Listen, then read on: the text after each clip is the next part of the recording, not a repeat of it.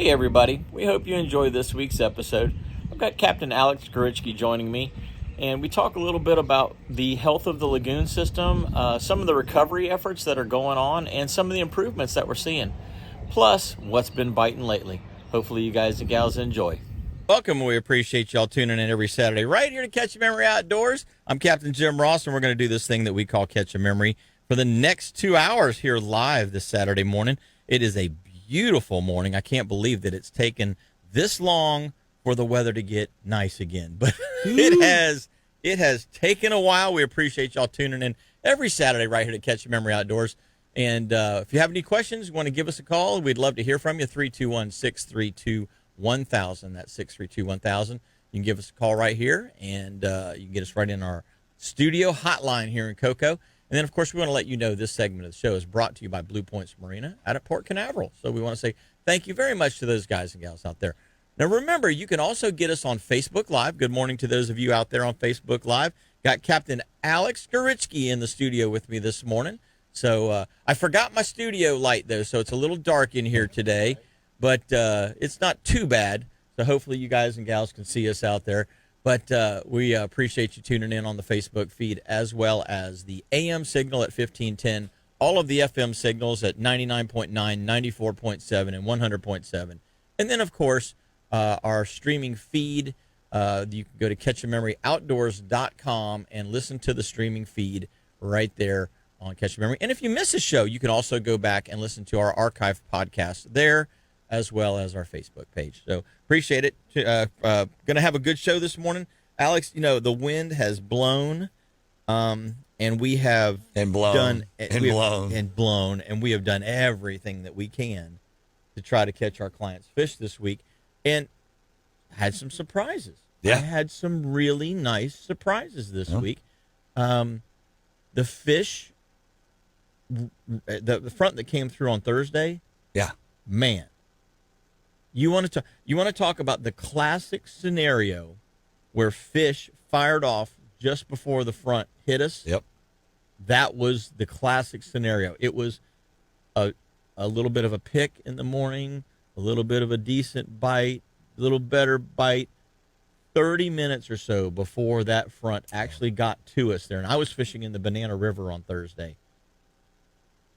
It was, you couldn't drop anything out of the boat without a trout, a ladyfish, a redfish, a something coming up and trying to eat it. It was the classic scenario where you tell people just before the front, the fish feel the pressure change and they go on the bite. Yep. And I mean, and here's the other thing that was cool about it. The size of the trout went from 10 to 12 and 14-inch fish, those just slightly unders, to for 30 minutes. 50% of the fish we caught were up into the 18 and 19-inch range. Right. Yeah. I mean, it was the big fish all of a sudden just bang, bang, bang, bang, bang. It was one of those things where that line lined right up with coming off the spawn too. The first spawn of the year on that big moon that was early in the week, last week. This week has been surprisingly good for numbers of fish. Now, personally, I haven't caught any big fish. Right. I haven't had any 40-inch redfish. I haven't had any, 22 to 28-inch speckled trout this week. But then again, a lot of that is by function. Right. I've been using smaller baits, smaller lures, targeting the fish that are feeding on the glass minnows, because the glass minnows right now, that is the predominant bait source 100%. In the lagoon system. Yeah, there's still, our holdover mullet in a couple of the pockets moving in and out onto the shallows. But you look around, there's a reason all the pelicans are sliding across the top of the water and taking a while to sieve the water out of their beak. It's because they're picking up them little baits, and you can see it all over the shoreline. What's interesting is I actually went into the Cocoa Beach Thousand Island area this week. And on the west side, there's a huge, what they made the golf course from is the hole that is on the west side of the golf course, that big dredged area. And that water, in most cases, is about 11 or 12 feet deep on average right there. And that whole area was just absolutely alive with fish. Yeah. Pelicans were diving. there was ladyfish, there was trout, there was sailcats, there were whiting feeding underneath the bait pods. There were dolphins in there feeding on the trout and the ladyfish. It just, everything was happening right there, and not just pelicans, but terns and seagulls, and because the water was 12 feet deep, but up from the bottom, I mean, like 4.5, 5 feet off the bottom, it was solid, just packed with glass minnows. And then as you looked around on the surface, you'd see them coming all the way to the top over here or over there, little patches that pushed all the way to the top of the water that were getting pushed by those fish. And even though we were sitting out in the wind for a good portion of the day, right, it was still a good bite. Right.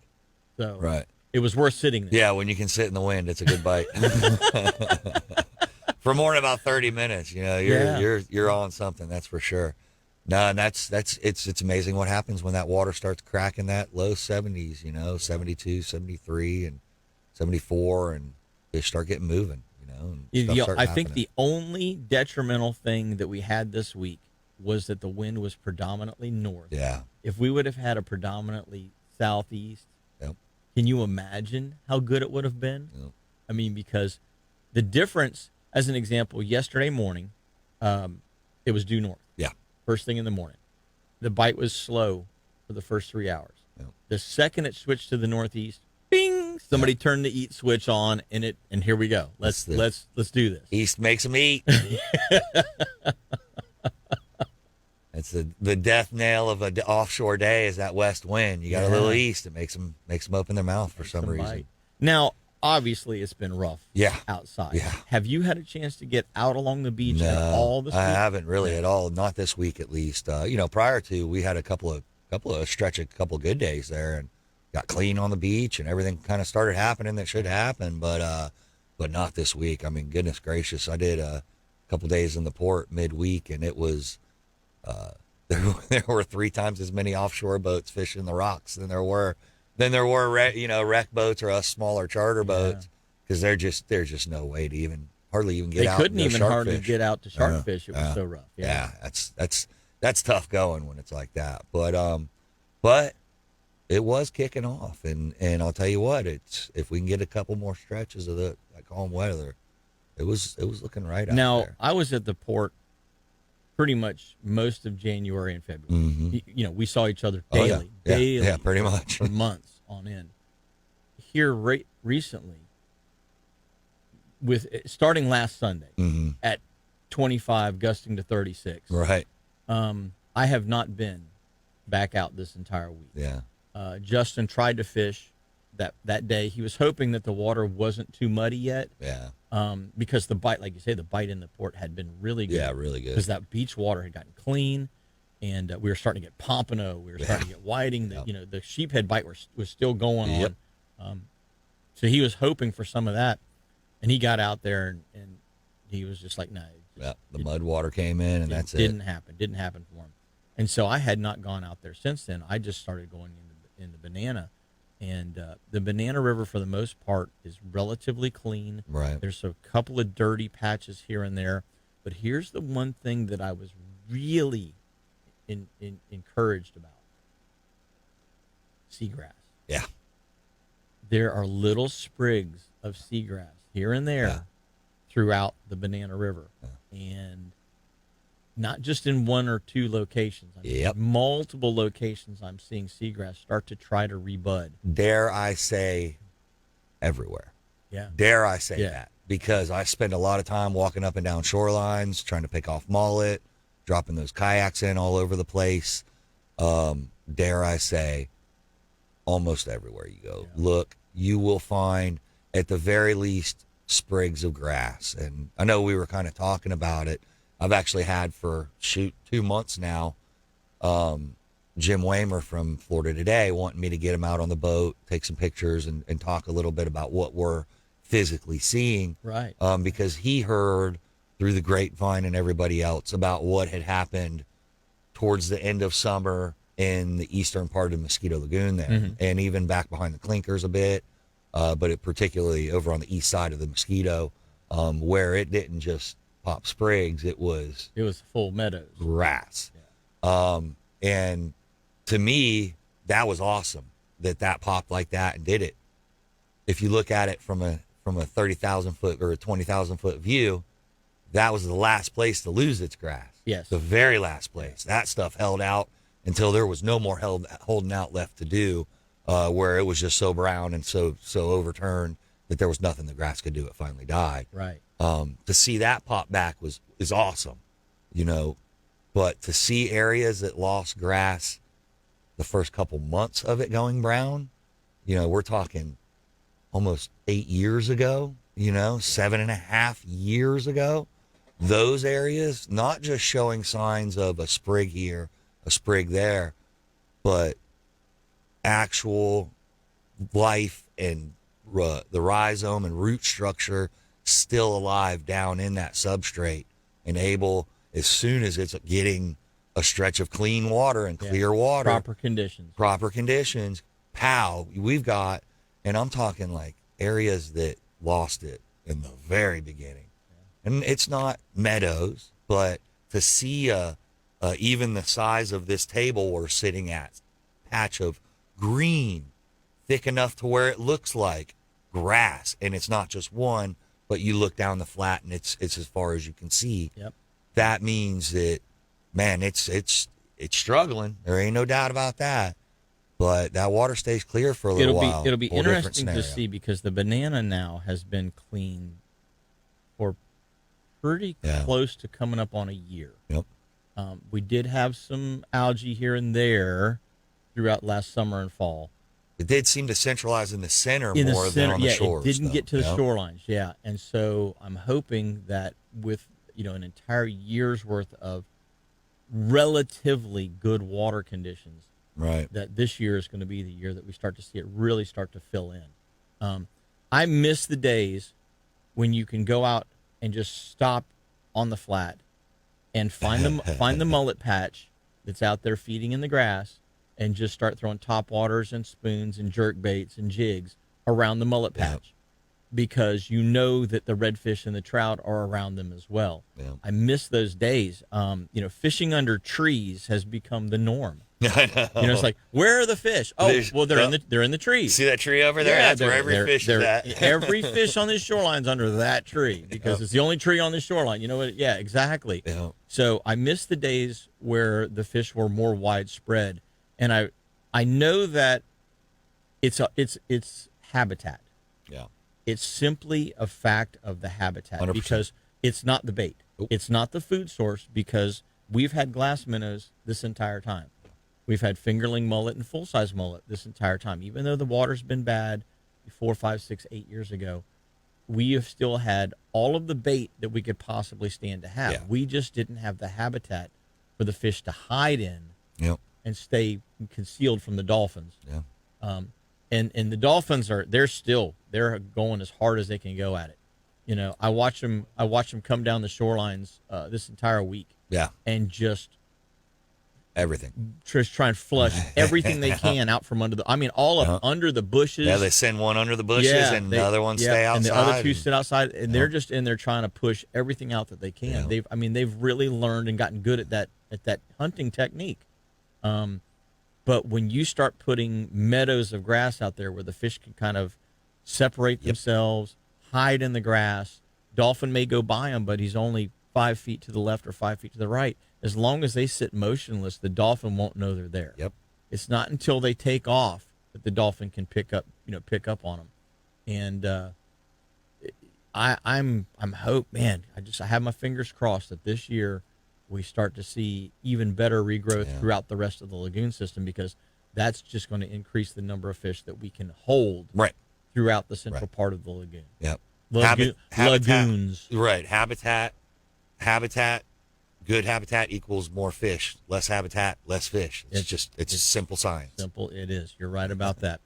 Hey, guys and gals, we're going to take our first break of the day. We'd love to hear from you. 321-632-1000. Captain Alex Gorichky and myself, Jim Ross, are going to be right back after these messages, so don't go away. Segment of the show is brought to you by Lamb Deck, and I'm telling you, I didn't use my boat with Lamb Deck in it this week. Justin was running the 2350 that's got the Lamb Deck all over it, and I was running the 2400, the little bit older boat. And I'm like, man, I'm kind of missing me some lamb deck this week. So I did a lot of standing on my helm pad because I do have a lamb deck helm pad in the 24. Right. But I didn't do the whole boat because I wasn't sure if I was going to keep it or not. Well, man, I missed it. That's all I'm going to say is I missed standing on that nice cushiony soft deck. And it's, being 5 straight days now of not being on it. I'm like, okay, next boat's coming.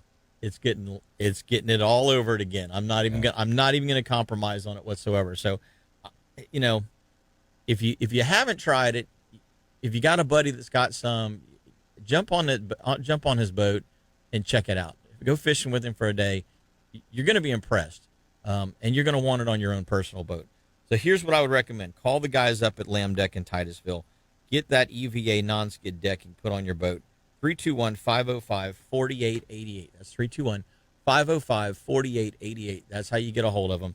Call Tom or Jaden up at Lamb Deck. They're right up off of Grissom and the 405. Real easy to get your boat in and out of there.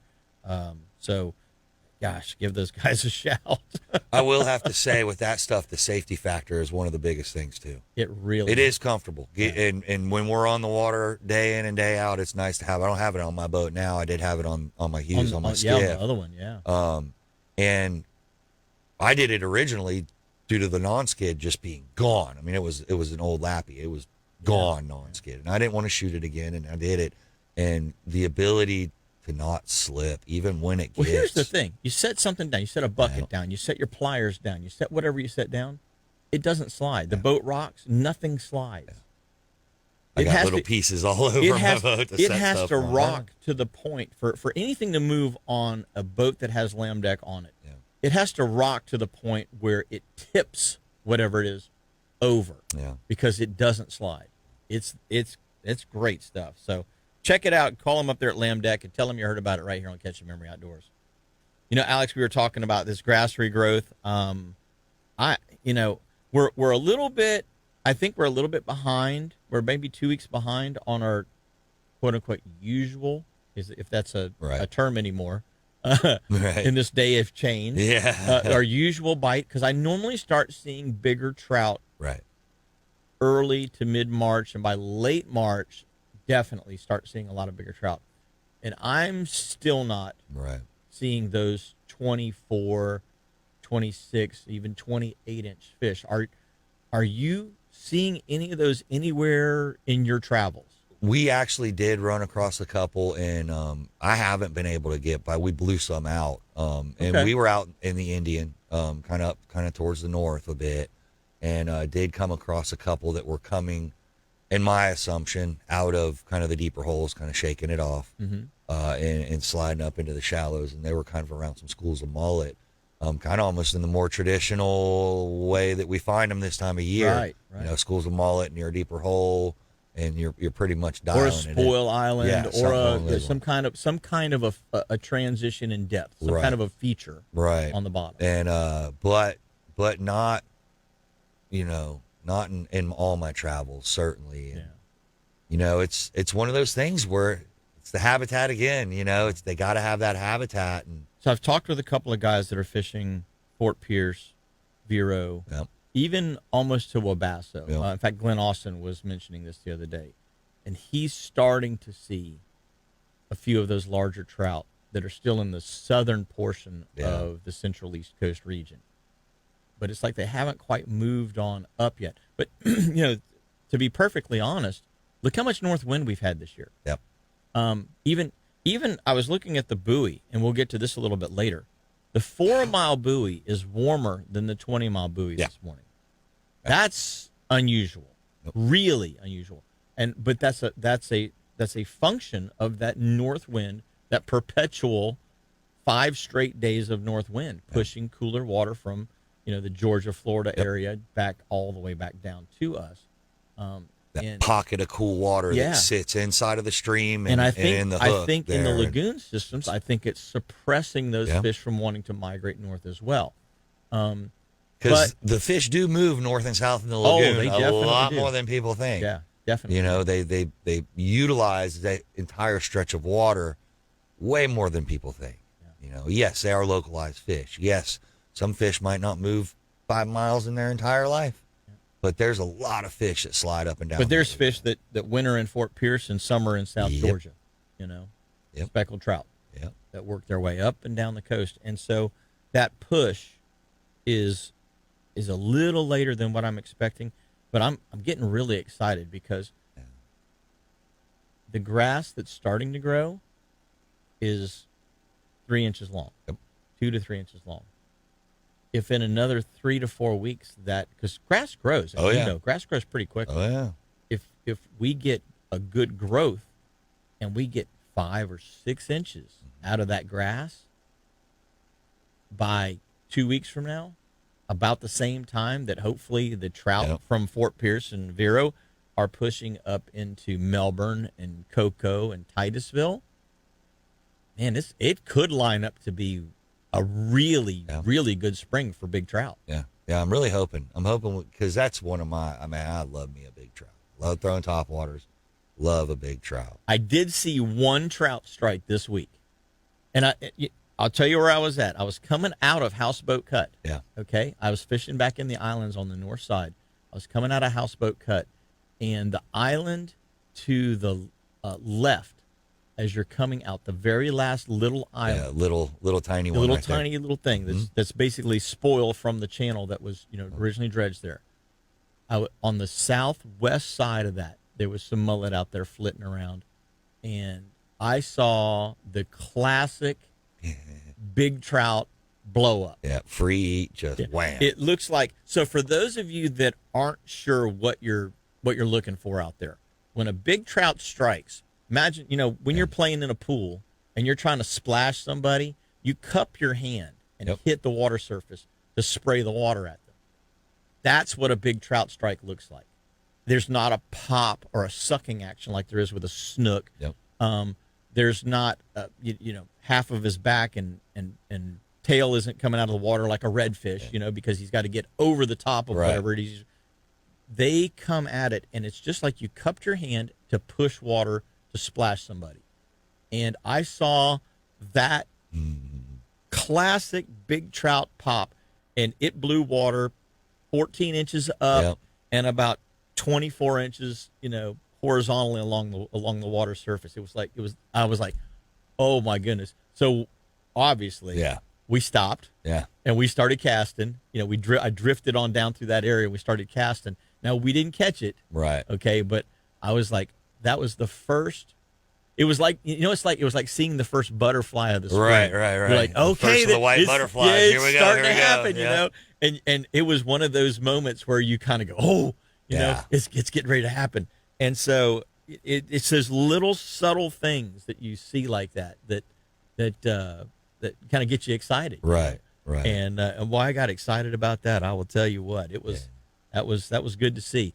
But on a good morning, you'll see a half a dozen to sometimes a dozen of those.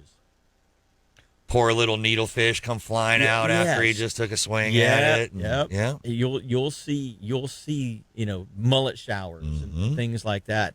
So I'm hoping that the way that the weather's lining up, the way that the grass growth is lining up, we're going to start to see a lot more of that into the month of April. Yeah, and hopefully, like we said, we keep that clear water on them shorelines and get another year, growing season, just like your yard. You get a growing season out of that grass. It flourishes in the summer, pulls back in the winter, and we can maybe get some coverage going somewhere. I'll tell you, it's been a sight for sore eyes, that's for sure. Yeah. I actually got out of the boat a couple of times and just ran my feet through it just to feel it once. To feel it again. I mean, growing up as a kid, that was short of stepping on the crown of thorn snails, and putting one through the tip of your toe. That was the best part of it, the feel of that grass through your feet as you were shuffling along, throwing your plug, and after you just rode your bike down to the river, exactly. That was part of the whole situation, and definitely took it for granted. And not no more. No, it's but to see it come back, like I said, not just where it, was last seen basically up there in the Moquito, but in areas that lost it early is a big thing. It's, people don't realize how much, and I'm going to keep bringing back to it. I can't help it. The habitat, everybody looks at, oh, they're not letting us take redfish now, and you can only keep 2 sea trout. And it's purely not because we're overfishing those fish. There's not too many redfish being taken out, even if they were open. If the ecosystem was healthy and sustaining the population that it could sustain, and people don't look at that. And actually it wraps right back into some stuff we're doing with the mangroves. This Earth Day, 420, we're doing another gigantic mangrove planting at Marker 24. Yeah. Thousands of mangroves are going in, with Corey and helping out with that. And that project's even expanding to try and include, people that live on the water. You look at all these shorelines that were all mangrove, that were all life, that were all able to sustain their own ecosystem around that section of shoreline that is seawall. It got turned into a seawall and now supports nothing. Riparian is at least a little better. Yeah. The rocks is a little better, but still, it's just rocks.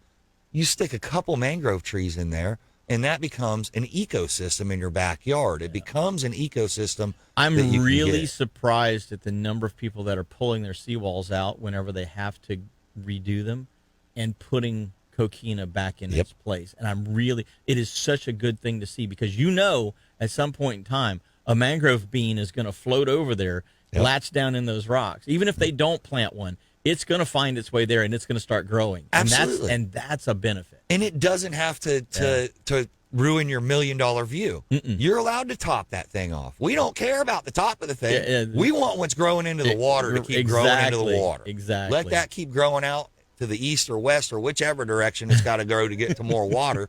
And bingo, bango, you've got happy fish in your backyard and your aquarium. Exactly. Well, guys and gals, we're going to take our next break. 321-632-1000 is our call-in line. We'd love to hear from you. Give us a shout right here at Catch Your Memory Outdoors. We're going to be right back after these messages, so don't go away. This segment of the show is brought to you by Sun State Pest Management. We've had a little bit of rain here and there, and, of course, as soon as it starts to rain, you know what happens. Ants start moving. And I've seen them start to show up in my yard, and that's not where they need to be. So I called Sun State Pest Management. They're going to be out this week, take care of my ant problem before they get in my house, because I don't even want them anywhere near the house. I just start seeing them pop out from under the sidewalk and under the driveway, and it's like, all right, y'all are getting a little too close. So give them a call, have them come out, do an assessment of what you need, and put some product down, get rid of those ants for you. Those guys and gals do a fantastic job. They're real easy to get a hold of. 800-781-7378. That's 781-7378. Give Steve Goff and the gang over at Sun State Pest Management a call and just have them come out and take care of whatever problem you've got. I want to say good morning to some of those guys out there on Facebook. Looks like we got Charlie Silvers out there this morning. Good to see you. Bo Bergeron, good to have you on board. Daryl McCall says the sunrise is amazing today. Yeah, I saw just the beginning of it when I was pulling in the old drive. That's the one thing that we don't get being in the studio. We don't see that. But yesterday morning sunrise was it was on point too. Brian, I'm trying to come out of the sweater so you guys can actually see me on Facebook. you're so dark over here. Hiding over there. Brian Howe says good morning from Petersburg, PA. Sean Scribner's on with us this morning. Greg Poisick is on this morning. David Mills. Clayton Kimball is on with us this morning. Carla Hiles is on. John Kipp. Who else we got here? Patty and Jay Bowie. Ray Ayala, Thomas Ward, Calvin Hall, Angie Pooley, Jesse Dance, and a whole lot more. We'll get to the rest of some of you guys out there. But we appreciate you tuning in and checking out the show via the Facebook feed this morning. Well, Butch Finnegan giving a share out there on Facebook land, too. Yeah, that's the one thing. If you guys and gals have the opportunity to share the show to your personal page, we'd appreciate that. That helps us get the word out about what's going on around here. And one of the things that you and I, Alex, over the years have been very vocal about is habitat protection. Right. Whether it's ease up on the fertilizer, ease up on the herbicides, pay attention to what you're putting on your yard. You know, when I was a kid, and I say this, I've said this many times. When I was a kid, we didn't have herbicide. Right. Okay. My grandfather, and we didn't have weed eaters. Right. Okay. So what did you do with your chain link fence? Every time you changed the car oil, the truck oil, the lawnmower oil, you took the drip pan and you poured it along the fence to kill the grass that was growing up through the chain link. Now we realize horrible thing to do. That was not the right thing to be doing.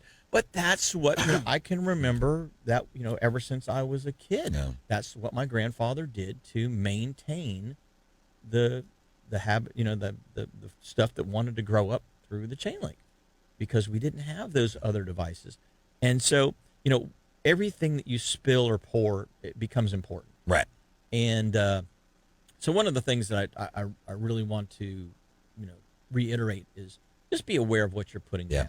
Now, the second part of that is, like yourself, here we have a lagoon system that's in peril. Yeah. It was really I wouldn't even say on the verge of collapse. I would say that for 2 years, I would say 2016, 17, even into early 18, the central part of the lagoon from Melbourne all the way to the north end to Titusville and Mims had collapsed. It was done. If that wasn't rock bottom or collapse, we're done, then I don't know what is. Right. I'd hate to see what is. And at the same time, absolutely, the Port Authority is trying to put in a railway to go across the lagoon system. Not sure what the effects of that would be. Right. I don't have a feeling that they would be positive. No. In any way. And so, here you have, a habitat that's at rock bottom, and you're just continuing to pour salt in that wound, right, if you will. Right. And, you were very, very vocal about getting that program stopped. Right. Because there are so many other options. And in reality, I say we, it was a handful of people, and me, I was obviously, kind of the head of the spear on a lot of it. We went in there, of course, saying this doesn't need to happen. Never in a million years did we think it wasn't going to happen. Right. My big push was you're not putting another anything on dirt through this through this river. Creating another earthen berm type of creating another stop to the flow. If you're on the water every single day, if you were on the water every single day this week, you'll notice, holy moly, the water kind of popped up out of nowhere a little bit, a couple inches. Yeah. Well, we had big surf. We had a little bit of south wind. We had a big moon, big tides. Mm-hmm. All those things. No, we don't have tide flow here. However, a whole lot of water moved north and south through that lagoon. Oh, yeah. Everything from big moons to big surf to big whatever, to big wind. Yeah. Would push north or south and make one end shallower and another end. It's like a big pool. Yeah. That was our thing, was get this thing. If you're going to do it, no fill, no kill. If you don't put fill in this lagoon, that was the whole catch line. I know the CEO that got walked probably still says it in his dreams after he lost his really nice gig. Yeah. If you don't put this on dirt, then you're not creating another stagnant area right next to a causeway that's already on dirt. It's already on dirt. Because they were going to put it right north of 528 right there, and the banana going across. And it was just the idea that local officials could be so almost blindered, not blind because they saw it all right in front of them, but blindered into we need more, or we need this, instead of seeing, oh my God, what we have is, or oh my gosh, what we have is starting to deteriorate literally in front of our eyes, and that's actually one of a little caveat, I guess, perfectly into kind of what we're seeing right now with the port, which is how many cruise ships are enough cruise ships? How many terminals are enough terminals? Exactly. Are we going to be the biggest cruise port ever because we put this many million people through that are already spending $10,000 to jump on a ship and go somewhere else? And they're not spending money. They might buy a dinner here. They might buy a hotel room or a shuttle. Yeah, Yeah. One, not. The people that are making out on the cruise industry are the parking lots, right, and the port itself, right, the port authority, because they're getting a per head charge. right. And all they're doing there is feeding the beast, because they're still they're writing bonds on future investment and future this so that they can build this multi-million-dollar this, that, and the other. Yeah. The port doesn't make money. It makes to feed the beast. Yeah. There's no real profit in the port. They're not clearing millions of dollars a year. Everything is redone into the port to feed the beast. But the thing is do we want to have just millions of people walking through, or do we want to make it the best cruise port ever? You know, we have what we have. You have this footprint. You have these 8 great terminals or 10 great terminals. The only benefit that I can potentially see to increasing the number of cruise terminals out there from a local business standpoint is that the ships stay for more than a day. Yeah. Okay? When they go to the Bahamas, I shouldn't say that. I should quantify that. What happens here, the ships come in, they dock up, they offload passengers, they unload the new crew, and they take them somewhere else. Right. If they were pulling into port, staying docked up, those passengers could disembark and engage in the local economy, the local eateries, the local gift shops, the local whatever happens to be. You know, if they were engaging in that more, then I would say, hey, you know what? Maybe another cruise terminal does make sense. And even if it was only one cruise terminal that of the 5 or 10 that they're got out there, right? If it was only one where one of those ships came in, and those passengers could disembark and engage with the local economy, I'd say I see a benefit to that. Well, don't quote me. They don't seem to be doing that. So don't quote me, because one doesn't speak unless one knows. Right. But as far as I know, there are at any given week 1 to 3 cruise ships that actually come in and dock for a day. They do their day stop here. But I'm not talking about Disney, where they get off the Disney boat, and that's eliminating Disney onto the Disney bus to go to Disney to then be shipped back to the Disney. You know, Mickey Mouse is got them corralled like the good little ones, good little cows they are, and they're going straight onto that thing and straight over to the Disney to Orlando, squeezes every penny out of just their like wringing a towel. Yep. But you know, like I said, don't quote me on it. I think 1 to 3 a week do that day stop. There's literally nothing right local for them to do. They don't walk off the boat like you do in the Bahamas and get their hair braided. Right. They jump on and they go some kind of a trinket. Most of them are going west. They're going to the parks. Some of them are taking. I mean, really, honestly, I'm sure you can do it too. Count on maybe a couple hands how many charters you had on people that have been here for a day stop and going back on a boat and leaving. I've had a few. I would say I get 12 a year. Right. One per month. A month. Well, if that's one person per month, how many people come in per boat? Yeah. So the local economy is not feeling any of that impact.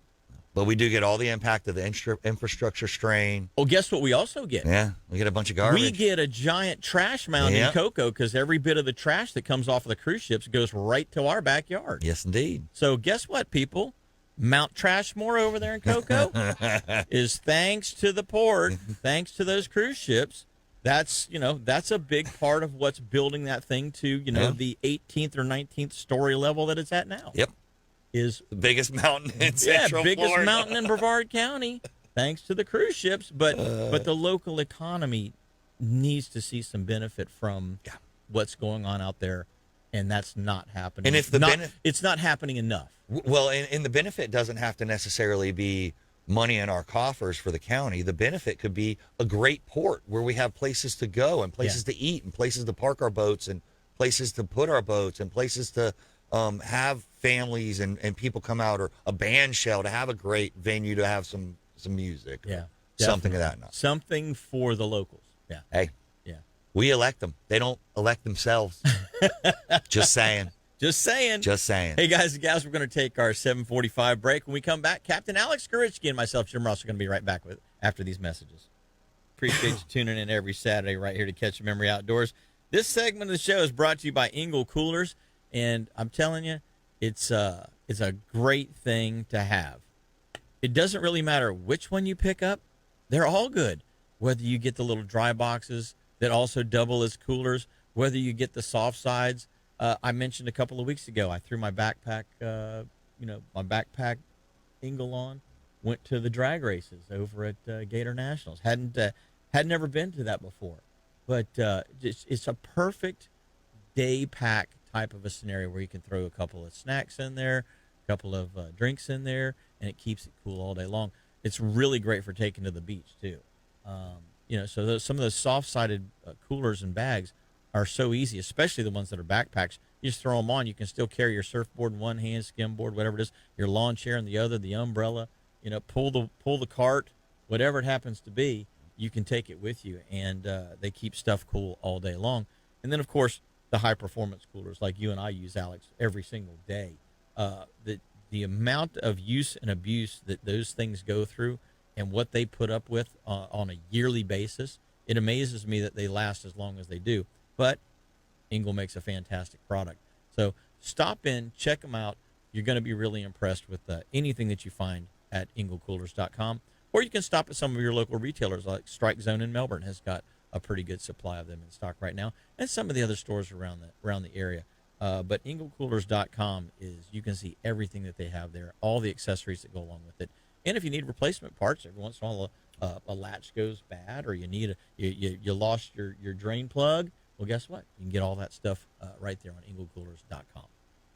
Alex, we were talking about this grass regrowth. Yeah. And, we had a good push of seawater that came into the lagoon with that breach that we had from the hurricane here a year and a half, 2 years, going on 2 years ago now. And that fresh seawater, those hundreds of thousands or millions of gallons of seawater that got pushed into the lagoon, created a salinity level change. Yeah. That salinity level allowed the grass to really flourish in the south end of Moquito Lagoon.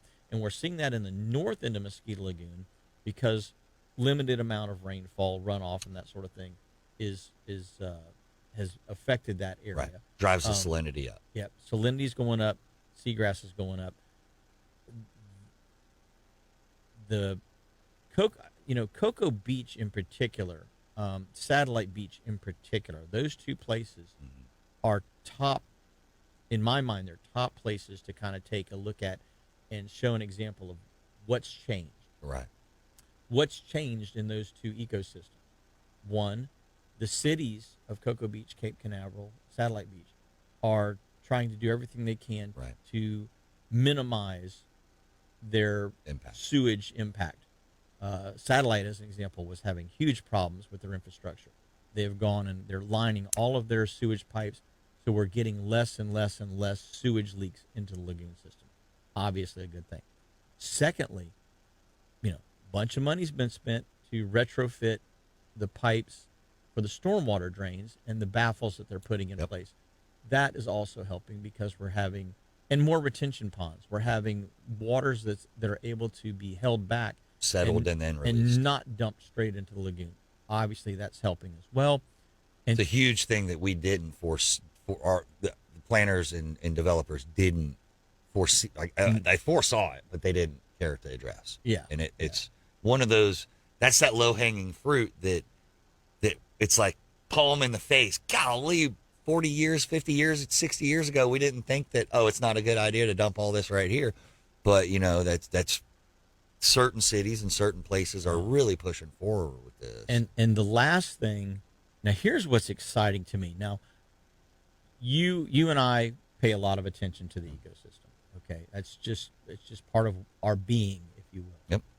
One of the things that I have noticed in the last 2 years, especially since the muck dredging project finished in Cocoa Beach, and I actually pointed this out to customers the other day. Okay. When you cast up under that tree to try and catch that fish, you're casting up under that mangrove. That mangrove root used to have green slime, algae, and sponges all over it. And if you get your jig or your hook in a sponge, it ain't coming back. Right. You get it hooked into the root, it's hard enough to get it back out. Right, but if you get it in the sponge, it's not coming back. You got to go physically up there and take it out by hand. You're starting to see the root systems of the mangrove trees have less of the sponges, less of the algae, and they're starting to regrow barnacles back on them. Yep. Now, when you and I were a kid,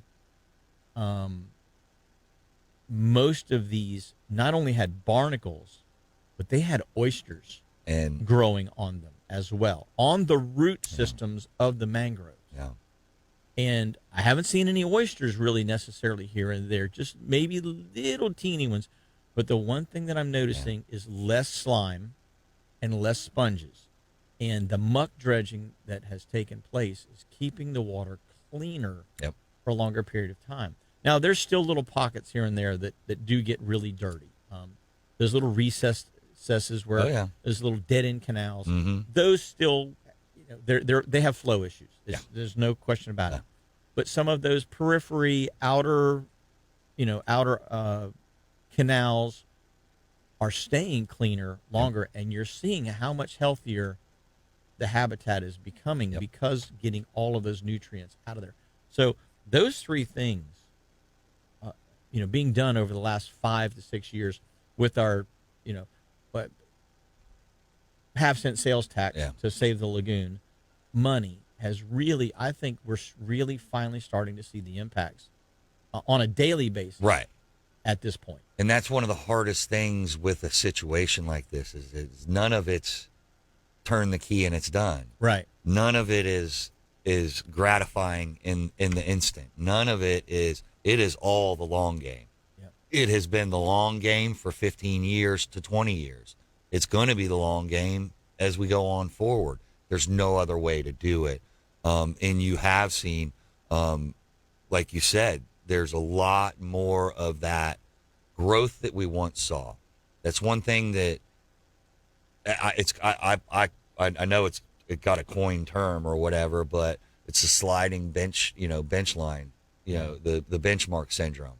That benchmark or what you thought was great 10 years ago, somebody who didn't even see it 10 years ago can't even quantify that, doesn't even understand it, let alone 15, 20, 30 years ago. They see it from the last 3 years, and that's all they see, or whatever. So that benchmark, that line of good is sliding around.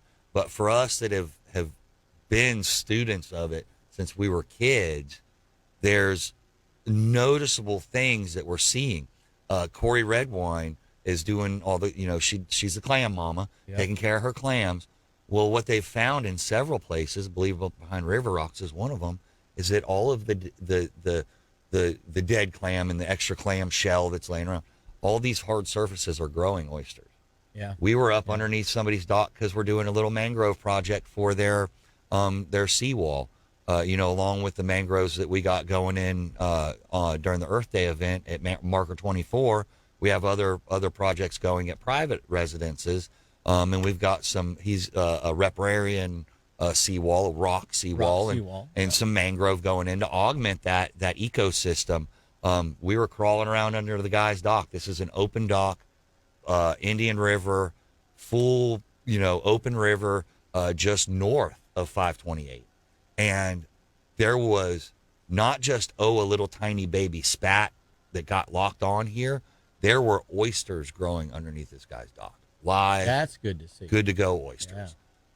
There was, we're seeing these, and that's what, if you fell off your dock in 1990 or 89, or 85, if you fell off your dock, you didn't go scurrying back up that piling. You did not touch the piling.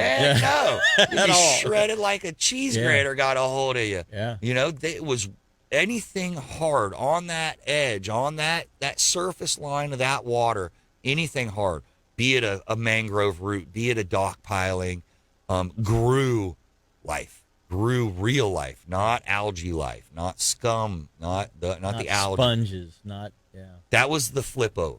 That was what everybody kind of talked about. The system has flipped. Yeah. And that was the change from these grasses and mollusks and things of that nature to an algae-based system. Yeah. And it's hard to not believe that it's not cycling and that we might be coming out of that flip cycle at this point. Well, it was interesting because, as you know, we fish trees. Yeah. Yeah. Trees are what we fish.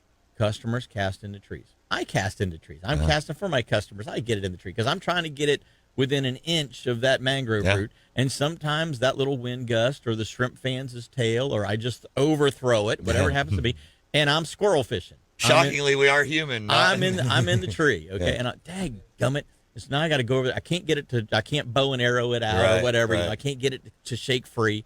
So I got to go take the boat up to the. That didn't used to occur. Right. When you were a kid and you got hung in the mangroves, all you had to do was pull on it 4 or 5 times, and the razor edge on the barnacle or the oyster that was hanging on the mangrove root would cut your line for you. It took care of it for you. Now, no. So not that I like losing tackle, but I would love to get back to the day where that I could see that happening again. So anyway, there's one particular root that I pulled up to on this tree, and it's a Y. Right. Okay. And the Y right at the water line. The tip of the Y had a little bit of green mossy growth on it and a little bit of barnacle mixed on it. And then just up from it, there's a stretch that's about 5 to 6 inches long that was white. And the guy's like, why is that section of the root white and powdery looking? And I'm like, that's the filtration system for the tree. As it draws water up, it excretes it out of the root. And so that's salt. And he's like, nuh-uh. I'm like, taste it. Put your finger on it and taste it. He's like, holy cow, you're right. Well, why would I lie? But it's one of those things where the mangroves also help the habitat. And so the more mangroves we have, the better off it's going to be. We're going to take our top of the hour break, gang, and when we come back, we got a whole nother hour with Captain Alex Gorichky and myself, Captain Jim Ross, after these messages and Catch a Memory, so don't go away. Appreciate you tuning in every Saturday right here to Catch a Memory Outdoors. This is the second hour of the show, and for those of you out there watching on Facebook, yes, it's dark in here. Captain Jim forgot his light, so sorry about that. That's my fault. Hey, I'm reaching into my dark phase. In the summertime. And Alex has been in full sun for the last 2 weeks, so he's dark as he can be. Yeah, well, that might help a little. Maybe. I'll turn that old Starbright hat around. Well, though, I was thinking, if you're turkey hunting, that was perfect because you could just lay up in the shadow and they'd never see you laying there. Never see me coming. You're in turkey mode this morning. There you go. Hey, we want to let you know this segment of the show is brought to you by Blue Points Marine out at Port Canaveral. They have been a fantastic sponsor of the show for years and years. I want to say thank you so much to those guys for continuing that entire time to be a sponsor. They're going to stop sponsoring because they've got, as you know, they've got some issues they're dealing with out at the port. But, man, I'll tell you what, it's a fantastic facility that they have now. If you're looking for a place, they're not moving anytime soon. Check them out, especially for the first part of this season. But I just want to say thank you so much to Keith and Brenda and all of the guys and gals out at Blue Points Marina for being a segment sponsor for the Catch a Memory for all of these years. It's been fun. Hopefully when they get situated, get a new facility built in a number of years, they'll be able to come back on. Yeah. But for now, they're kind of starting to wind things down. But I just want to say thank you. It means a lot to me that they have stuck with me this long. Yeah. And I've got a lot of sponsors like that. Very, very fortunate. That helps bring this show to you guys and girls out there. So any chance you get, if you can, visit one of these sponsors that we have on the show, mention to them that, hey, I heard about you because of, it really, really helps because that way I can have guys like Alex on the air every single week helping you guys and gals out there. Speaking of Alex, if you guys and gals want to give us a call, we would love to hear from you. 321-632-1000. That's 321-632-1000. You can call us right here in our studio. Love to hear from you. Ask us some questions. Give us a fishing report, hunting report. Turkey season's on. I know a couple of you guys have gotten out there and got a couple of nice turkeys. Talking with my buddy Gary Brown. He's been tromping around Bull Creek for a couple of weeks now, finding turkeys and locating birds. Yeah. And so he's been hot and heavy into it. I'm going to hopefully get a chance to get hooked up with him here real soon and get out and spend a day in the woods with him. It's always fun no matter if you're on the water watching that sunrise, Yep.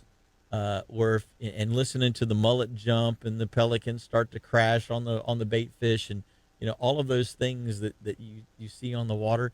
But it's also cool to be in the woods and see that same kind of thing. Listen to the woods wake up in the morning from your ground blind or your tree stand or whatever you happen to be in.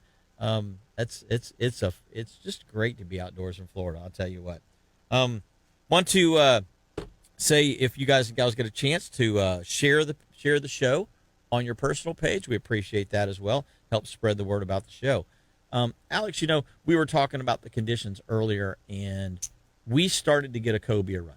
Yeah, and it was pretty darn good. To be honest, it was really interesting how quiet it stayed the first 3 days. It was really interesting. I mean, that's dare I say, we're learning.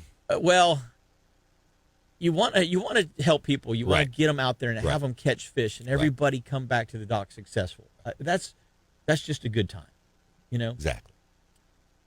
But there's also something to be said about having a piece of ocean to yourself, or just with a few boats in the area, and it not be an absolute parking lot. There's something to be said for that. And this year was one of those years where it wasn't until the rays started jumping. Yeah. Okay. When they were just swimming and they had fish on them, and we were catching the fish, it was good. It was when they started jumping that the guys at the Space Center on the launch pads started seeing them jumping, and then it was the wildfire explosion of fiberglass at the port with people looking for cobia on manta rays happened just overnight, kind of thing. But those darn manta rays gave themselves away, I'll tell you, and it's, well, like you said, I mean, we literally have made a business out of helping people fish. Yes. It's what we do for a living. It's how we pay our bills. bills. And whether those people charter with you and I, or whether they don't, to me, if I can give somebody a piece of information and they take that information and they go out and they have some success with it, whether it's a rigging technique, a location, whatever it happens to be. How many tens of thousands of people have read an article you've written or I've written on in Coastal Angler and have never even booked with us, never will book with us, but they learned something from that. To me, that's success. Yeah. That's when people can take something that you have given them and create an opportunity for themselves to be successful. That to me there's a lot to that. Yeah. And so like I said, even though, like you said, tens of thousands of people have read an article, never booked with you. Or Listen to this radio show. Yeah. Never called you up and But there's also the thing where you're like, it's kind of nice to keep this quiet for a day or two. It's a tough line. It's a fine line we walk. Yes, there you go. Is. It's a fine line we walk. It is though, and there's ways to do it's the social media thing. There's no way to beat around the bush. It's a social media thing, and it used to be you used to have to go into the bar or take that picture into the bait shop and try to get them to put it on the wall so you could brag a little, and beat your chest and this, that, and the other. The ever present back in the day, slap them all on the dock, and big dog your way down the dock. Well, but that was only local. Right. That was still only who was at the dock. Now everybody gets to see. But then it turned into Bill Sargent's article on Sunday morning. If you made the outdoor section of the paper, wow, now you've made it. Yeah. And but you're right. Social media today, you can post something up and instantly get 10,000 hits on it, and where 10,000 people saw. And you might post that picture on one of the local pages or something, and only 10 people might like it. I can guarantee you there were 3,000 people that put their eyes on that picture and saw it and went, "Oh my goodness, it's going on," or "It's not going on," or whatever. And honestly, I use it myself. You can track some of these migrations that we fish from states away, because those people up there are like, "Oh my gosh, it's coming, it's happening." Well, I know in a month and a half, it's going to be here at my front door. So it is a resource. But it's also just like any resource, you got to use that resource correctly, and by just heaving it out there the second it happens, you're not necessarily doing yourself any good. Yeah. Or even the people that, because you end up with people risking it for the biscuit, that shouldn't, or this or that, because they get wound up, and there's posts about this and posts, and they're, I got to go do it, and push it on a day that might not be the right day, the or right weather conditions, the right weather for conditions, your particular vessel, or push it. I actually commercial fished. I was looking for some pompanos up around the tip of the Cape and stuff. That one of the days, and obviously cobia aren't really a commercial target. You can only keep enough other things. Well, you can only keep one fish if you're by yourself. So for me to go get some cobia tacos and ceviche ready, heck yeah. But other than that, it wasn't really drawing my interest. And not only that, that wind had come out of the north the day before we were on them. The wind had come out of the north. Yeah, once the seas were gnarly. Yep. It was full breaking across the whole bar. There is no inside cut anymore around the tip. No, there isn't. You're coming across that bar. And if that bar is breaking, you're going through those breaking waves to do it. I saw several people blowing mud as they're slamming through waves, cutting across that bar to go look for a cobia, to only have them an hour later turn around and go way outside, and I'd see them going on their way home because they just beat the crap out of themselves trying to run. And the tide was high when they went through. And now it's low, and you can't get through. There is no through. Yeah. There is no through. It's dry. Yeah. Well, and here's the other thing, knowing the conditions. Right. Anytime there's a north wind, there's two things that you can guarantee that will not happen on a north wind. One, manta rays are not coming up to the surface, and if they're not coming to the surface, then you're not getting shots at the cobia that are following. They do not come on a north wind. So if it's a north wind, cobia fishing is out. And two is tarpon fishing. If there's a north wind, for whatever reason, they will not show themselves, even in the middle of June or July. If we get one of those freak days where you get a slight north wind, you won't see anything until later in that day when it switches to east or southeast. For whatever reason, those two species, north wind, it kills that fishery. So we're going to take our break. When we come back, we got a whole lot more, and we've got a caller on the line, so don't go away. We're going to be right back after these messages. Gals, welcome back. We appreciate you tuning in every Saturday morning right here to Catch a Memory Outdoors. Want to let you know this segment of the show is brought to you by Petrucci Insurance. And, there's a lot of things that you can spend money on, and insurance is one of them. So if you're tired of paying too much, or if you want to try and figure out if you are overpaying for insurance, give Petrucci a call. Let them do a rate quote for you. They'll check with their different providers and see what they can do for you to try to either A, get you a better policy for the amount of money that you're currently paying, or B, get you a better price for the amount of coverage that you're currently paying for. That's what they do. Give Petrucci Insurance a call. They're going to do what they can to try and get you out there without having to overpay, which insurance companies enjoy when you overpay. They enjoy it a lot. So 321-632-1200. That's 632-1200. And give them a call and see what they can do for you. We're going to go to the phone lines. We've got Donald calling in from Lutz this morning. Good morning. Hey, good morning, Captain Jim. How's everything going with everybody? Doing good over here on the East Coast. What's going on the West Coast this morning? Oh, my God. The amount of wind that we have had over here is just absolutely ridiculous. I don't know how it's been on your side of the state, but it's just been crazy. It's been the same over here. It has been very, very windy. A lot of my friends who are captains and guides have had to postpone trips, and, it's like, especially spring break, you got these people coming from out of state, for spring break and wanting to go on charters and stuff, and it's not good, not good for business over here.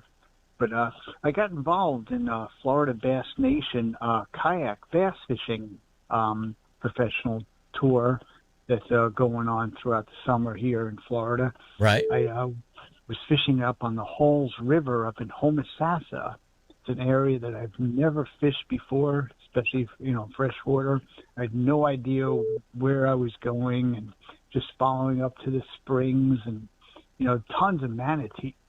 It was just unbelievable how many manatees were out there. People snorkeling as I'm trying to fish around the manatees and stuff, but didn't get anything. Got a couple of hits, but very tough fishery for a first timer up there. Trying to learn the waters. Well, but, and I was going to say, those lakes over there near Inverness are pretty good bass lakes, from what I understand. I was actually talking with Captain Mike Anderson on Real Animals about some of the lakes that he's fished over there, and he said that they're surprisingly good. But I don't know anything about that river that leads into Homosassa. So yeah, I'm lost over there. Yeah. We had a boundary, so we couldn't go east of US 19. So everything was west of US 19 and the river into the springs. So in Inverness, all those lakes, they're going to be east of 19. Gotcha. But, the water was so crystal clear too. It's like, normally when you think of bass fishing in Florida, blue, black worms, black, blue flake worms. Mm-hmm. No, you needed really light watermelon, and so of course I had a couple, but they were more like red watermelon, and yes, they weren't working. So they were too dark. You learn. It was still great to be out there in the kayak. It's lots of scenery, so osprey and lots of manatees. Next Saturday is Lake Arbuckle, just east of Frostproof. Okay. Heading over to the East Coast for another tournament. Now, that lake I have fished before. I don't know if you ever heard. Do you remember Glenn Plah? Yes. The average angler? Angler, yeah. Yeah. Well, me and Glenn had fished that lake a couple times in a roundabout. Todd Pouchet, had that roundabout boat company. And so we fished that a couple times. In fact, not to brag or anything, but if anybody wants to go check out the YouTube Trail Fish, the Bass Run Deep is the name of the episode on YouTube. Me and Glenn are in that episode, and we were catching some nice bass. It was a lot of fun. Very cool. Trail fish. Yeah. So it was actually most watched trail fish episodes he had done. He did about a couple dozen of them, and it was like one of the most watched. With me in the roundabout and Glenn, and just catching bass. It was just a lot of fun that day. If everyone wants to check that out, we had a blast. It really was so much fun. We were kind of switching gears. We were talking earlier in the show about how we're starting to see some grass regrowth in areas that we hadn't previously seen it for 4, 5, 6 years over here in the Banana River, the Indian River complex. I know that you guys had that whole Piney Point situation, a lot of fish kills. Are you seeing any rebound this spring in the seagrass where those areas that had gotten destroyed? Or have you had a chance to check? No, we are. I was out in Fort DeSoto actually 2 months ago, and we're seeing some really good grass out there. I caught a ton of trout.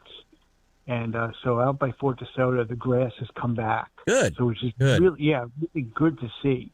When you're catching a whole ton of now they weren't big trout, 12, 13 inches, to 16 inches, but still that's a good sign. When you catch small baby trout and they were healthy, you hook them, with artificials and they were hitting hard, so that means they're healthy. So that means the seagrass is healthy, because then they're going to eat, so if there's bait around, so which is a good sign.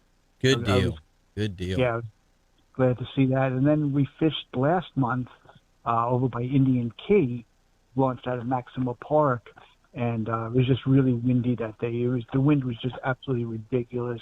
But I almost hooked into a big snook that swam by me, threw my bait out there and enticed him. He hit it, but didn't get the hook. But that was cool to see. I mean, it literally swam right by my kayak, slow too. So, but we caught a bunch of nice trouts. And so out there by Indian Key, by Maximal Park, O'Neill's Marina. Gotcha. So that was cool. So, Well, we appreciate you calling in this morning. Absolutely. It's you guys have a great show as always, Captain Jim, and it's great to hear about the cheatgrass on your side as well. So it's turning around, but whoever ordered this wind is fired. That is the truth, buddy. That is the truth. Thanks so much for the call this morning, Donald. Absolutely. Hey, you guys take care. Stay safe and tight lines out there. Appreciate you guys. You too, buddy. Bye-bye now. Thanks. Take care. Hey, you know what? We need to talk about the catch conditions and the Starbright cleaning solution segment we do. of the show. So catch conditions, Alex and I were talking a little bit about how those manta rays kind of started popping up, and we were kind of getting on them a little bit here and there. So what brings that to mind is we've got an east wind today of 5 to 10 knots, and it's going to pick up to about 10 to 15 by this afternoon from the southeast. But seas are finally down below 5 feet. Yeah. We're calling 3 to 5, an occasional 6 today, with 11 seconds. A little more groundswell. With an east and a southeast breeze, I'm getting a little excited, and here's why. The 4 Mile buoy, 70 degrees. Yep. 3 foot at 11 seconds. Ponce buoy is still 66 degrees, 4 foot at 11 seconds. Actually, at 10 seconds. But the 20 Mile buoy is the surprise. 67 degrees at the 20 Mile buoy. So the 70-degree water is inside. Yep. The 66 to the north up by Ponce, and then 67 out by the weather buoy. That is going to suppress that cobia migration. And I am thinking that maybe today or even tomorrow we might see on these east and southeast breezes, we might see those rays pop back up somewhere offshore, potentially even to the south a little bit of the Canaveral area. Fort Pierce is 72 with 4 feet at 11 seconds. So it's going to be hard to find where that temperature break is, because you want to find that break. You want to find where the chlorophyll, where the algae are at, that the planktons and everything. Because you're not looking for a cobia. No, you're looking for a ray. You're looking for plankton. You're looking for plankton. That ray has to eat that plankton constantly, all day long. So that's the ticket. It's not. Let's go cobia. If you're going ray fishing, you're going ray. Yeah. You're going to look. You're going to find out.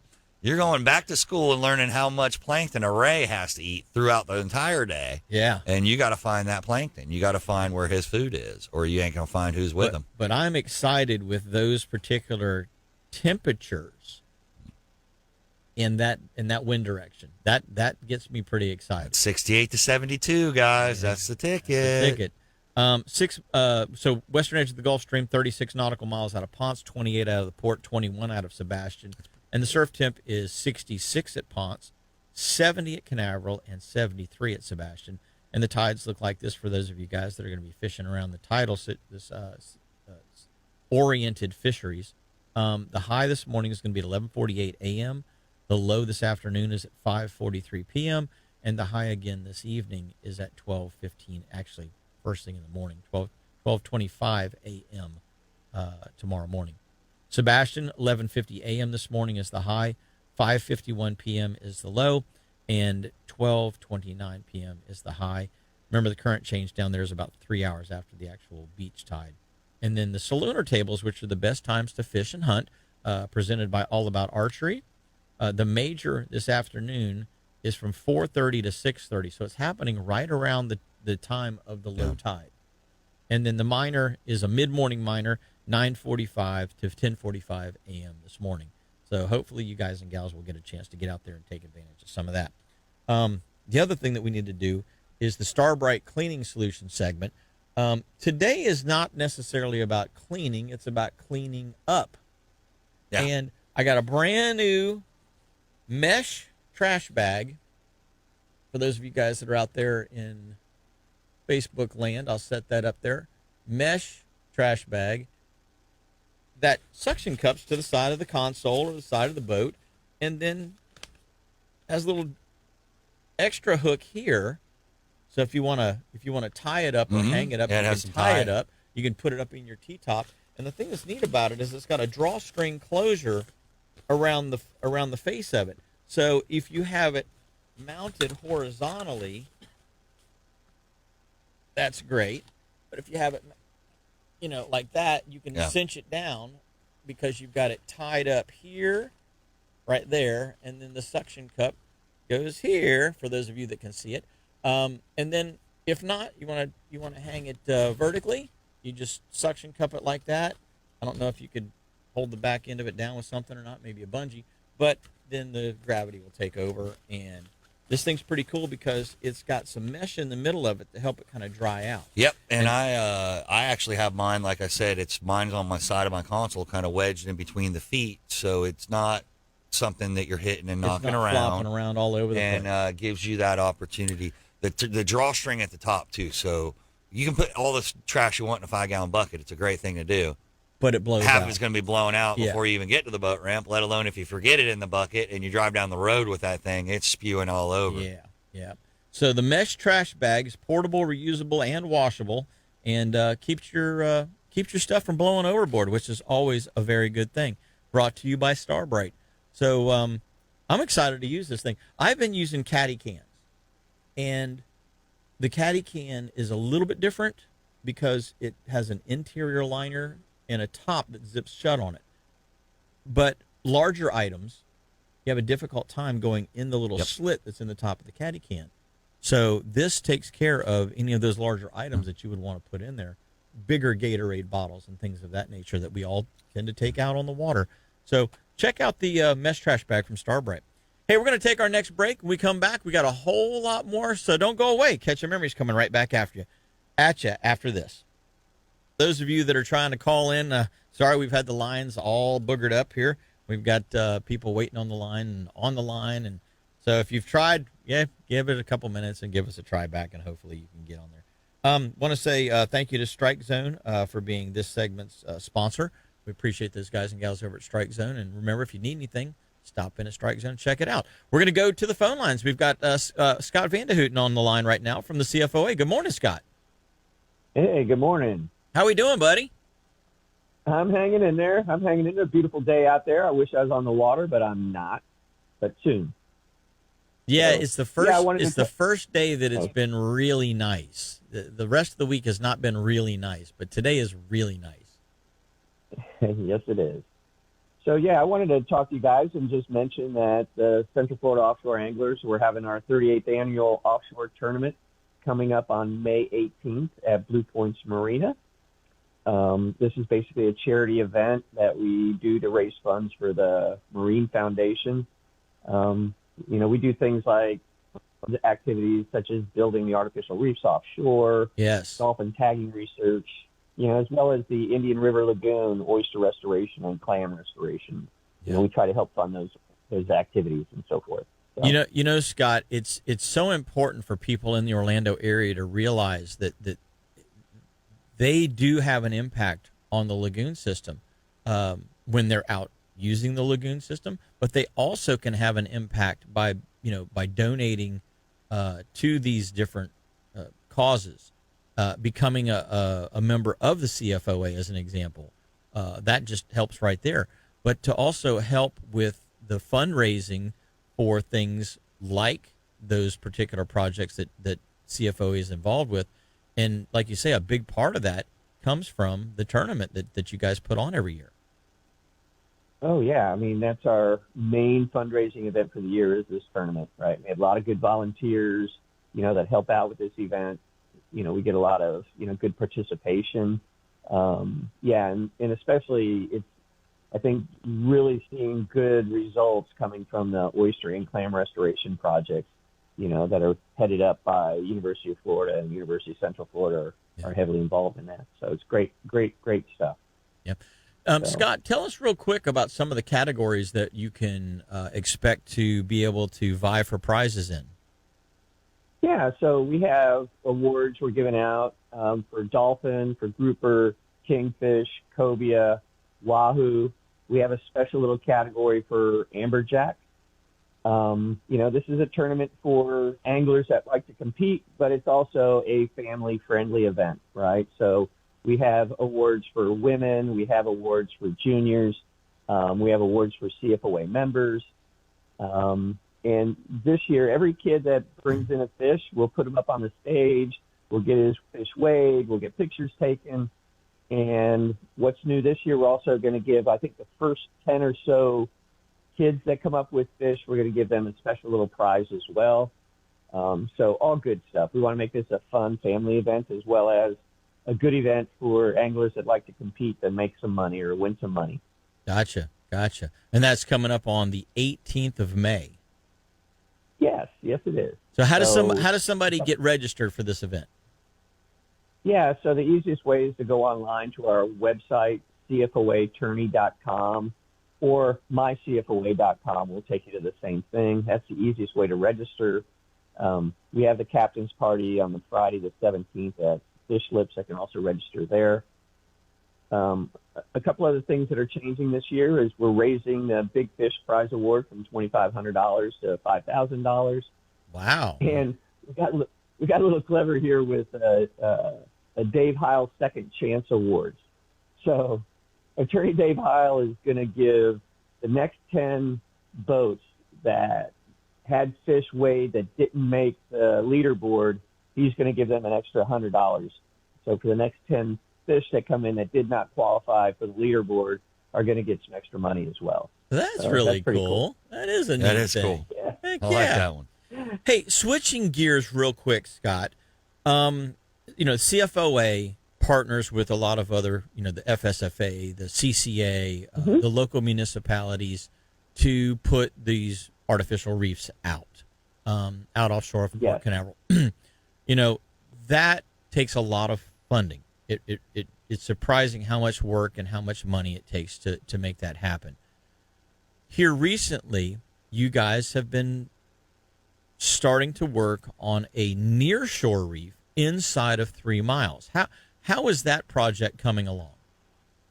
Yeah, so it's putting in a new site for new reef, like the 2.5 mile Space Coast Reef. So it's going to be basically 2.5 to almost 3 miles off of where near the pier is, offshore. So it'll be in state waters. So the good news is we were able to raise all the funds that we need to get this permitted and get this going in probably the first couple drops. So we were able to raise $25,000 already for that awesome reef. That is awesome news.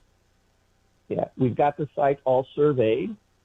We have to do some dives on the site to check out some of the hard bottom that was detected there to make sure what it is. Is it just, debris or is it live bottom and so forth? And then we can submit the permits, which is going to take some time, right? So we've got it all queued up, but like you said, we're CFOA, FSFA, CCA are involved with Brevard County with the Space Coast Artificial Reef Advisory Board, SCARA. And, we're working hard and then, building the reefs way offshore, 15 miles, as well as we're trying to do a nearshore reef now, too. So all good stuff. So can somebody specifically donate to help with the funding for additional product to be put on this 3.5 mile or this 2.5 mile site? What's exciting about this is I've wanted one of these for years. Yeah. Okay. Ever since we started putting pyramids and reef balls out on the 15 mile site, I've been saying, there's nothing but sand basically from Melbourne Beach to Port Canaveral. And if we could put some kind of hard structure in there, we could then try to get some of those hard structure species, sheep's head, mangrove snapper, flounder, potentially, maybe not, but potentially red snapper. Yeah. And for those of you guys and gals out there that think about this, if these sites are successful and we can continue to put bridge rubble and culvert pipes and different things down inside of the 3 mile limit, you and I in our bay boats, our flats boats even, can go out and fish this type of an area and potentially have an open season 12 months out of the year where we can legally keep a red snapper because we're staying inside of state waters. To me, this is a huge, exciting deal to potentially be able to take a fish that basically we can't keep all year long except for the 2 days they give us for our quote-unquote season and open that particular species up to harvest every day of the year, because anybody who's been offshore knows that If you drop something down on a piece of reef or a piece of wreck outside of outside of state waters, it's probably got a red snapper on it. And you're going to have to let that fish go to be legal. Now, I know there's some guys that maybe you want to bend that rule. I'm not willing to take that chance. So this opportunity for all of us out here that may be in smaller boats or even in bigger boats, this opportunity to me is great because now we can potentially open up a species that's delicious to eat and has been virtually untouched for the last decade in our waters. Well, and you touched on it real quick, the sheep's head. Mm-hmm. People don't realize how good sheep's head fishing can be on a reef in 30 foot of water or 25 foot of water. They got no clue. They go sit on the jetty and think they have a good time catching 5 to 10 sheep's head when you can't put a bait down fast enough if you go find some structure in an area that's 15 to 30 foot deep. Yeah. And the ability for us to do something there, and the mangrove snapper. Yeah. I mean, I had a really good week doing some mangrove snappers this week. We got some really good fish. We put a lot of them under the knife and had caught a ton. Could you imagine not only just having a few spot, but having a whole section of reefs to... What to me would be fantastic is to have a string of, from basically an entire reef system if I'm not... from the port south. But obviously it starts with this particular project. So, Scott, how does somebody get involved with that? Do they go to mycfoa.com to check out what's going on with the inshore reef there? Yeah, mycfoa.com will have a link to our GoFundMe page. So I think it's called the Space Coast 2.5 Mile Reef on the GoFundMe site. Uh-huh. And like you said, the more money that we raise, the more rubble or pyramids we can put out on the first drop. In other words, we'll probably do multiple drops in multiple locations in the permitted site area. Yeah. Okay, so the more funds we raise, the larger the reef we can build in the first year or so. We start deploying. That is exciting news. Scott, thanks so much for the call this morning, and hopefully we'll get a bunch of people that are showing up for the CFOA tournament on May the 18th. Excellent. Thanks, guys. I appreciate the time. Thanks, buddy. Bye-bye now. Hey, gang, we're going to take our last break of the day. When we come back, we got a whole lot more, so don't go away. Captain Alex Gorichky and myself are going to be right back with the final wrap-up. Hey, guys, gals, welcome back. We appreciate you finishing up the show with us this morning. Captain Alex Gorichky and myself are in the studio here for the last couple of minutes of the show, the little wrap-up. You know what, Alex? That whole reef thing that we talked about in the last segment, to me, I am just so excited about the potential for that to happen. Even if we don't get any legal red snapper inside of 3 miles, you're now taking a huge area of sand. Right. That's basically just unproductive bottom. Devoid of life. Yes. With the occasional bait pod that swims past it or kingfish or shark that swims by it. You're now creating a focal point that can be built upon more and more and more, just like they've done with the offshore reef sites. And I look at it, for those of you guys and gals that really maybe not are familiar with this, imagine having a place like the Port Canaveral jetties or the Sebastian Inlet jetties and creating multiple spots like that that the fish can then hang on out in that 2.5 mile mark. And, when you start getting those fish, those sheep's heads, those mangrove snapper, those flounder that like to hang around structure, things of that nature, things that we like to catch, things that we like to eat. Right. And then you start multiplying the amount of bait that stacks up over the top of it, whether it's glass minnows, sardines, pilchards, whatever type of bait fish may want to hold over that particular hard bottom. Now you throw in your pelagics. Yep. Cobia, king mackerel. I've seen sailfish and dolphin on some days when the water was clean enough, close enough to the beach, we've actually been slow trolling in 35, 40 feet of water, which is where we're talking about putting this structure. We've caught sailfish and dolphin in that close. And, when you start putting structure there with bait fish there to now pull more of those species in, it just opens up a huge area that was previously not real productive for a whole bunch of new species to be able to be caught around it. And I'm really, really excited. I've wanted this to happen for ever since the red snapper closure. Right. I've been bending people's ears that like Scott's and like Chris Pashos and some of the guys from the FSFA, about the CCA, about creating an inshore reef system.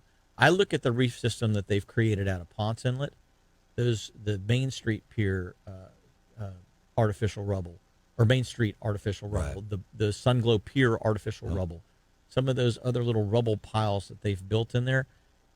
I mean, those guys have got some really, really good catches. They catch big king mackerel. They catch big redfish. They catch sheepshead weakfish, snappers, variety of snappers, even sea basses once in a while off of those structures that they have up there. Triple tail, cobia. And so when you look at the types of the diversity of species that will start to utilize it, man, I'm really excited about that project. Well, and in my opinion, the CFOA and FSFA and CCA, and knowing kind of how that sausage is made of getting these reefs deployed and all that, because my dad was has been part of the FSFA for so long, and knowing all those guys and gals that have worked so hard to get any reef, let alone this one. It's a lot of work. It's a ton of work. Yeah. It's years of work for them to get one of these reefs deployed. Yeah. It is not an easy process, and it's expensive, and it takes partnerships from a lot of different people. But the minute I heard that it was really coming to fruition, that the inside reef is a go, that we're there. It's not a can it happen, it's happening, this is when it's going to happen situation, in my opinion, will help break down that barrier that we saw with an unwillingness to really kind of hear the inside reef thought or idea. In fact of, I guess I'm assuming on this, which I hate doing, the cargo and cruise traffic probably is a part of the wanting to make sure that anything inside is not close enough that it ends up in the channel and ends up in, interfering with that's why this site being located like basically almost 3 miles south of the port is a perfect starting point. And then if we can take it from there and continue moving it south down towards Patrick Air Force Base, they want to expand that box, if you will. They want to cover the whole entire inshore reef with dirt every other year. Give us a real offshore reef, not the mitigation rocks that they dumped in, but a real offshore reef that runs from south of the port all the way to off of Patrick, and you got patches the whole way down at Tuna. I mean, there you go. And what's interesting about more fish, more habitat, more fish. And what's interesting about it is like the reefs that they put out at that 15-mile mark, the pyramids. Sometimes you pull up on them and they're loaded. Yeah. And other times you pull up and there's not much on them, But the opportunity now exists for something to be there. Yep. Where it didn't exist at all before. No. So each of those pyramids... It had never come off the throttles. Right. Each of those pyramid sites is now one more spot that you can check. And, I mean, especially this time of the year, spring of the year, when I run offshore, I check those things every single time I go out just about. Yeah. Because if I'm running from Pelican Flats to 8A, they're right in line with that. I can just zig in just a little bit, and I can hit that. I can hit the lead wreck. I can hit, multiple things in there from one reef to the other that give me more spots to potentially put my customers on. And from a recreational boater standpoint, where you're not chartering, you're just out for the day, the more spots that you can drop on and the more potential fish you can catch, the better. It's as simple as that. Well, because it is not cheap to own a boat. No, or It is not put cheap fuel to through it. put fuel through a boat. Nope. It is not cheap at all. No. And so you want to have some kind of success when you get out there. And if you've got nothing but barren sand, you've got no fish. Yeah. So yeah, it gives the ability for people to have more access to more and more, because not everybody can afford to run 35 miles down to, south. I don't have money for a 42 Freeman to run to the other side of the Gulf Stream and catch yellowfin tuna. Yeah. I don't have that. But a great reef system, and nice I'm and sure close. there's not a whole lot of our listeners that do have that ability. When that boat costs basically twice what most of our houses cost. We just don't have that much disposable income laying around. No, we do not. We're fishermen, Jim. We do not. No, but it's for us to. It's all about habitat. Yeah. It's all about habitat, and the difference between a 40-acre section of bottom that's all sand with a couple of tube worms sticking out, or a 40-acre section of bottom that every couple hundred yards has piles of rubble. It's a given. It's a given. I mean, it's accessible to the larger number of. It's accessible to the guy that has that 22, 23, 24, 25-foot center console boat, that 22-foot bay boat even on the right day. It gives those guys options. And this inshore reef is going to give a whole lot more people options. Yeah. So really excited. And if anybody thinks less people are going fishing out of Port Canaveral anytime soon, you're wrong. You're wrong. Yeah. The more spots we got, the better. Spread us out. Give us some options here. Yeah. No truer statement has been made. That is for sure. No truer statement has been made. You know what, guys and gals? We hope, just like every week, we hope that you guys appreciate what we bring for you, the information that we try to share to help you get out on the water and catch some more fish. Alex Gorichky has lived here his whole life. He's one of the OGs at this business, and there's no better guy to get in touch with to try and do some fishing with. How does somebody do that? Hit me up at locallinescharters.com or 321-480-3255. Captain Alex Gorichky, like I said, one of the best. And you want a kayak fish or you want a boat fish, he's got the ability to do both.